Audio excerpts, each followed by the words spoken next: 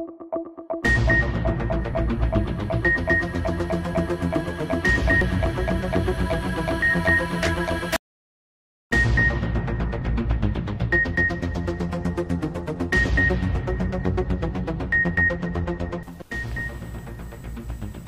को मज़ीद आगे बढ़ाते हैं। खबर शामिल करते हैं गुजरात से।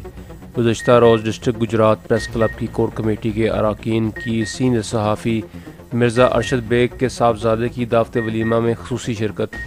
ज़ेड भट्टी की रिपोर्ट के मुताबिक गुज़श्ता रोज़ डिस्ट्रिक्ट गुजरात प्रेस क्लब की कोर कमेटी के अरकान, जिनमें सदर सैयद तारक हुसैन शाह, सीनियर नायब सदर ज़ेड भट्टी और जनरल सेक्रेटरी शेख शहबाज अफजाल ने सीनियर सहाफ़ी मिर्ज़ा अरशद बेग के साहबजादे की दावती वलीमा में ख़ुसूसी शिरकत की। दावत वलीमा की तकरीब 7 मार्ची में मुनक़्क़द हुई। वलीमा की इस तकरीब में अजीज़ व अक़ारब के साथ साथ इलाका भर की कारोबारी और सहाफ़ती शख्सियात ने शिरकत की।